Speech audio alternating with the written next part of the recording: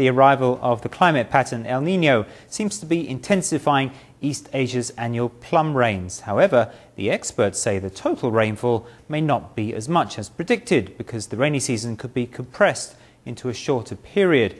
In the last half of the year, the opposite to El Nino phenomenon, La Nina, is expected to mean more typhoons for Taiwan, and so we should all begin making preparations now. Did you feel it? This year, spring temperatures are warmer, and the fluctuations between highs and lows are greater. Hot days are hotter, and the cool ones colder. In January, we felt the effects of the polar winds. The main result was, although overall temperatures dropped because of El Nino's exceptional weather patterns, while daytime temperatures may trend higher, reaching maybe 22 degrees. Nighttime temperatures may drop to 8 degrees, so it all averages out to a lower temperature, while temperature fluctuations get more extreme. In March and April, temperature fluctuations were the greatest ever. It's hard to say why, but besides extremes of cold and heat that sent people to hospitals, agricultural cycles were also badly disrupted. For strawberries, the highest production is typically around Chinese New Year, but this year was strange. Strawberry fields in Miaoli were still harvesting as late as May. This is one of the more obvious examples, and a good one, but for every good effect there are several bad ones.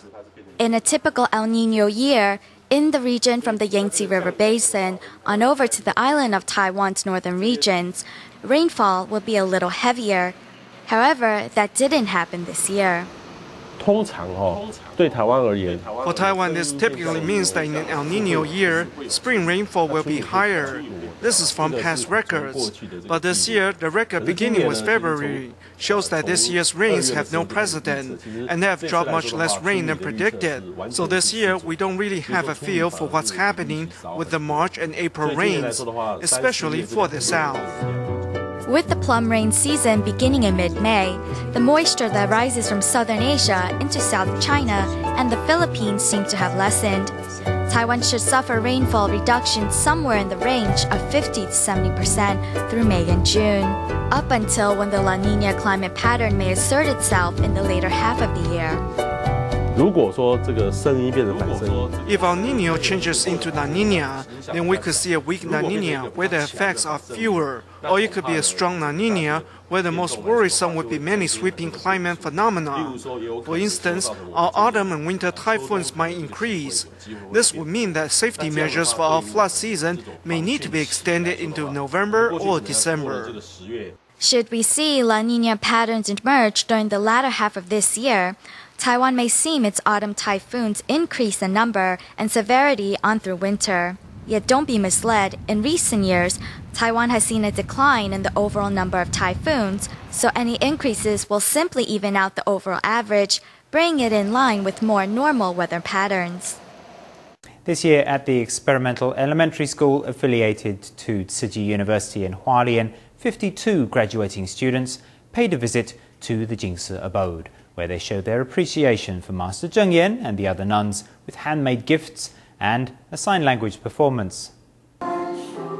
Graduating primary school students from Tzu University's experimental elementary school are performing sign language for Master Zheng Yan and the resident nuns at Jingsi abode, both as a show of appreciation and as a prelude to the presentation of their handmade gifts. Master Zheng Yan encouraged the children to form good bonds with others in their new environment next year.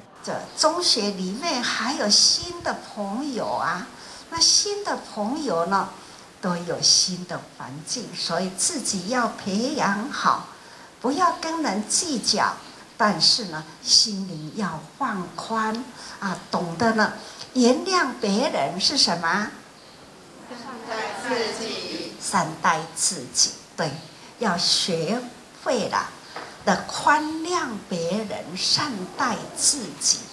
Apart from performing, the children are invited to lend a helping hand with the farm work. By bending to remove the weeds, the children get a taste of the master's rule: no work, no meal.